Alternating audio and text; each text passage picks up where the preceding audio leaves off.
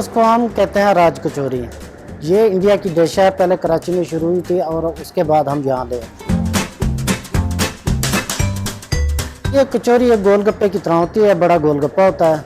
इसमें हम चने डालते हैं, बूंदी डालते हैं, फुल्कियाँ, सैलेड होगी, उसके बाद निम्को होती है, भेलपुरी, और इसमें खट्टी मीठी सॉसेज होती हैं 4 किस्म की। दही होती है, मीठी होती है, इमली की चटनी होती है और मिंट सॉस होती है, और ये चटपटी होती है। बस तैयार होने में 2 से 4 मिनट लगते हैं इसको फिलिंग करने में। फीडबैक अच्छा देते हैं, लोग पसंद करते हैं इसे। वो कहते हैं चटपटी है, और लोग घर भी ले जाते हैं, पैक करा के ले जाते हैं, इधर भी खाते हैं, तो अच्छा रिस्पॉन्स है इसका।